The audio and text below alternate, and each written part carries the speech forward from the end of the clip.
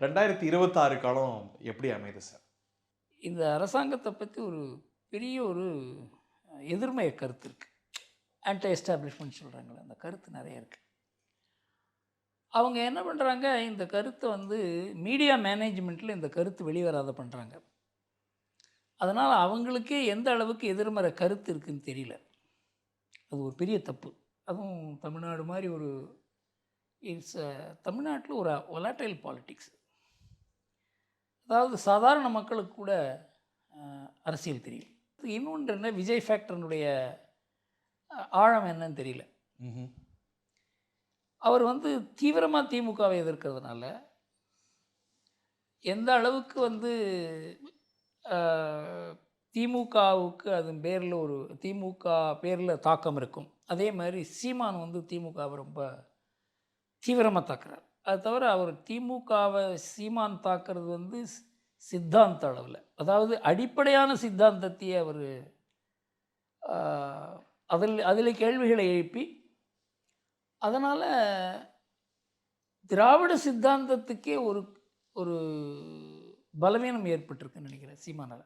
3 முனையில் எதிர்ப்பு இருக்குமானா அட்வான்டேஜ் டிஎம்கேக்கு தானே? அப்படி நாம் வந்து அந்த அரித்மெட்டிக் நம்பரை வச்சு போட முடியாதுன்னு தோணுது. இது ஒரு காம்ப்ளெக்ஸ் சேஞ்ச் வரும்னு தோணுது. ஏனென்றால் திராவிடத்துக்கு, அதாவது திராவிட சிந்தனைக்கு, திராவிட கட்சிகளுக்கு தமிழ்நாட்டில் இருந்த அந்த பிடிப்பு இருக்க, அது நிறைய குறைஞ்சிடுது. ஏன்னா 1967 நான் வந்து 67 கிட்டத்தட்ட 3 எலெக்ஷன் நான் ரொம்ப தீவிரமாக ஒர்க் பண்ணியிருக்கேன். காங்கிரஸுக்காக, அப்புறம் ஜனதா பார்ட்டிக்காக. அப்போல்லாம் திமுககாரங்களுக்கு அந்த கட்சி, அவனுடைய சித்தாந்தம், அவனுடைய சொந்த வாழ்க்கை எல்லாமே ஒன்று, வேறு உண்மை கிடையாது.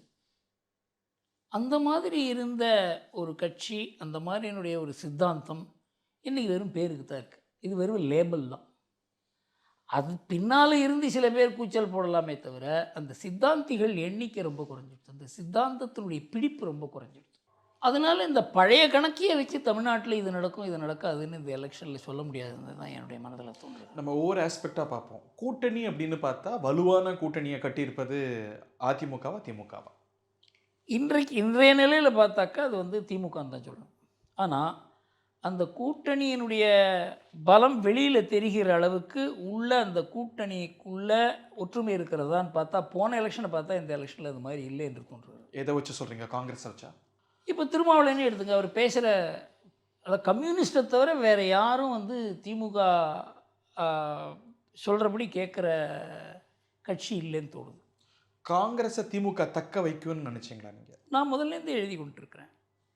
அதாவது காங்கிரஸ் திமுகவுக்கு தமிழ்நாட்டில் தேவை, அதில் சந்தேகமே கிடையாது. ஆனால் ஏன் இவ்வளவு ஒரு உறுதியான ஒரு நிலையை எடுத்தார் ஸ்டாலின்? இடமும் கூட கிடையாது, ஆட்சியிலையும் பங்கு கிடையாது, பேச்சே கிடையாதுன்னு சொன்னார்.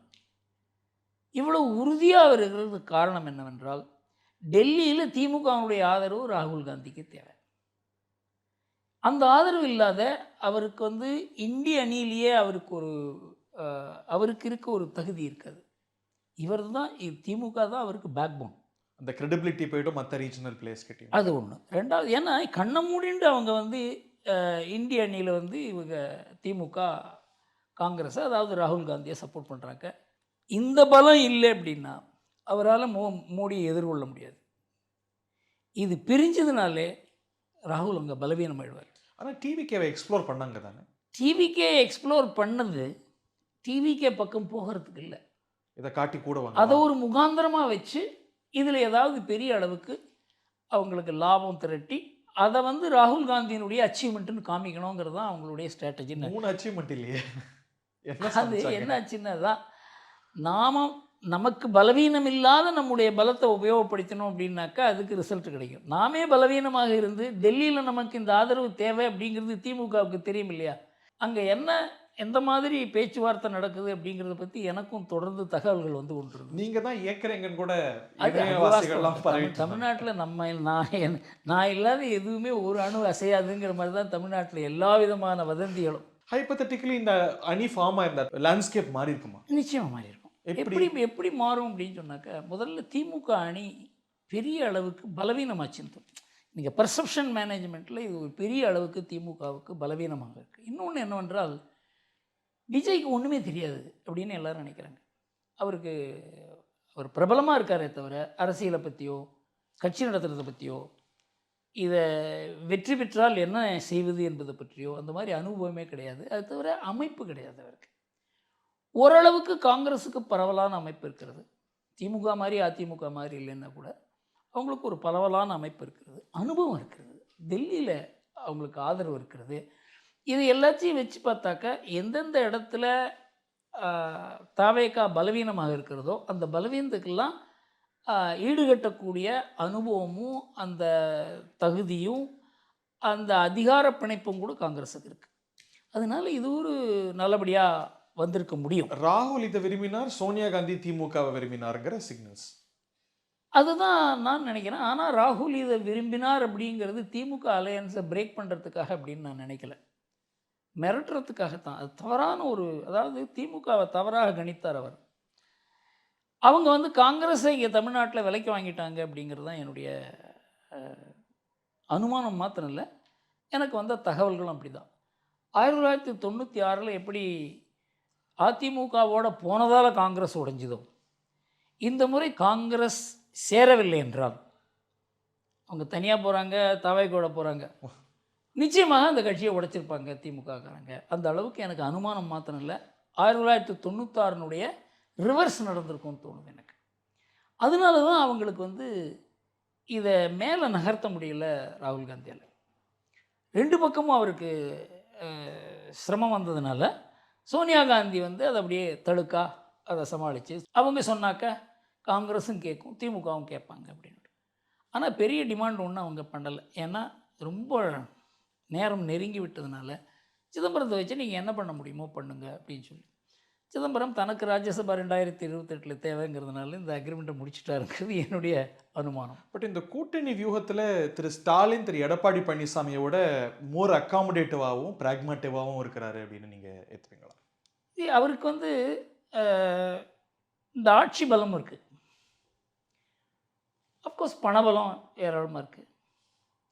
அதனால் அவரால் சிலதெல்லாம் செய்ய முடிகிறது, எடப்பாடியால் செய்ய முடியல. அது ஒரு பெரிய, இப்போ 4 ராஜ்யசபா இருந்துன்னு வச்சுங்க, எடப்பாடியும் எதாவது பண்ணியிருப்பார். அவருக்கு அந்த அந்த அவர் 2 ராஜ்யசபா சீட்டு தான் இருக்குது அவர்கிட்ட. ரெண்டாவது, எடப்பாடியினுடைய நோக்கமே இந்த கட்சியை எப்படியாவது தக்க வைத்து கொள்ள வேண்டும் என்கிற ஒரே ஒரு குறியில் தான் அவர் இந்த கடந்த 3-4 ஆண்டுகளாக எப்படியாவது இந்த கட்சி தன் கையில் இருக்கணும், திமுகவை தோற்கடிக்கிறது அதற்கு கீழே தான், அதுக்கு அடுத்தது தான் அப்படிங்கிறது தான் அவருடைய மனதில் இருக்கிறது தான் நான் நினைக்கிறேன். அவருடைய ஃபர்ஸ்ட் ப்ரையாரிட்டி கட்சியை தக்க வைப்பது, கட்சியை தக்க, அப்புறம் தான் திமுக வச்சு. ஆமாம் ஆமாம், தான் ஜெயிக்கிறதே, அதாவது தான் ஜெயிக்கிறதும் திமுக தோக்கிறதும் ஒன்று தானே. தான் தேர்தலில் வெற்றி பெறுவதை விட கட்சி தன் கையில் இருக்கணும்னு அவர் நினைக்கிறார். அதுவும் அவருக்கு ஒரு பெரிய பலவீனம். அதாவது அவர் கட்சியில் யாரும் அவரை கேள்வி கேட்காத நிலையில் இருந்தால் தான் அவர் வந்து தன்னால் இயங்க முடியும் அப்படின்னு நினைக்கிறார். அது அவருடைய பலவீனம். பட் இன்னும் சில சக்திகளை உள்ளே வச்சிருக்க முடியும்னு நினைக்கிறீங்களா? இந்த எல்லாரும் வச்சிருக்க முடியாது. அதாவது தேர்தல்னு வரும்போது எல்லாரும் ஒன்றா சேரணும்னு தான் நினைப்பாங்க. இப்போது திமுக காங்கிரஸுக்குள்ளேயே நிறைய பிரச்சனைகள் இருக்குது. ஆனால் தேர்தல்னு வரும்போது எல்லாம் ஒன்றா வந்துடுவாங்க. அதில் டிக்கெட் விநியோகத்தில் பிரச்சனை இருக்கலாம், அது இருக்கலாம், இது இருக்கலாமே தவிர, தேர்தல்னு வரும்போது எல்லாம் நெருங்கி வருவாங்க. எல்லா பிரச்சனைகளையும் ஓவர் கம் பண்ணக்கூடியது தேர்தல். ஆனால் எல்லாரையும் கொஞ்சம் கொஞ்சம் அகாமடேட் பண்ணணும் அப்படின்னு நினைக்கிற தலைமை இருந்தால் தான் அந்த ஒற்றுமையை ஏற்படுத்த முடியும். யார் அகாமடேட் பண்ணியிருக்க முடியும்? எல்லாருமே அகாமடேட் பண்ணிருக்க முடியும். ஏன்னா யாருமே இது வந்து திமுகவுக்கோ மற்ற கட்சிக்கோ விரும்பி போகலை. அவங்கெல்லாம் விரட்டப்பட்டாங்க. ஓபிஎஸ் அகாமடேட் பண்ணியிருக்க முடியும் நினைக்கிறேன். ஓபிஎஸ்ஸை பண்ணியிருக்க முடியும், செங்கோட்டையனை பண்ணியிருக்க முடியும், வைத்திலிங்கத்தை பண்ணியிருக்க முடியும். இவங்க யாரும் வந்து இந்த ஏடிஎம்கே ஸ்ட்ரீம்லேருந்து வெளியில் போகணும்னு நினச்சவங்க கிடையாது. அவங்கள கிட்டத்தட்ட விலக்கப்பட்டார்கள், விரட்டப்பட்டார்கள். வேறு வழி கிடையாது. அது அவங்க போனது தப்புன்னு நினைக்கிறேன் நான், அது விஷயம் வேறு.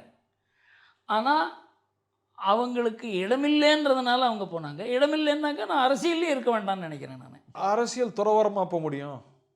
அரசியல் துறவரங்கிறத விட நான் என்ன நினைக்கிறேன், 1991 எலெக்ஷனில் நரசிம்மராவ் வீட்டில் போய் உட்காந்துட்டார். பிரதமர் பதவி பின்னாடி தேடி வந்தது. அரசியலில் யாருக்கு ஜனங்கள்கிட்ட ஒரு பரிச்சயம் இருக்கிறதோ அவங்கள அரசியல்லேருந்து விலக்கவே முடியாது. அவங்களுக்கு புரியல. என்கிட்ட அத்வானி அடிக்கடி சொல்லுவார், நான் சில பேரை பற்றி இவங்க இப்படி இருக்காங்களேன்னு. குரு, இன்றைக்கு அவங்களுக்கு சில பிரச்சனைகள் இருக்கலாம், அதனால் நாம் அவங்கள ஒதுக்கி வச்சோம் அப்படின்னாக்க அவங்கள நம்மால் ஒதுக்க முடியாது, ஜனங்க ஒதுக்கணும். அதை நம்மால் பண்ண முடியாது அப்படின்னு. அதாவது முதிர்ந்த ஒரு மனது எப்படி இது யோஜனை பண்ணும் அப்படிங்கிறத நான் இப்போ பார்த்துருக்கேன். ஏன் அவங்க எல்லாரையும் அகாமடேட் பண்ணாங்க அப்படின்னாக்க அவங்களுக்கு முதல்ல தன்னம்பிக்கை இருந்தது. தன்னம்பிக்கை இல்லாதவங்க அகாமடேட் பண்ண முடியாது. ரெண்டாவது, நீங்கள் ஒரு ஆளை விளக்குறது மூலமாக மக்கள்கிட்டேருந்து அவங்கள விளக்குறோம் அப்படின்றத மாத்திரம் நாம் நினைக்கக்கூடாதுன்னு சொல்லுவாங்க. ஓ.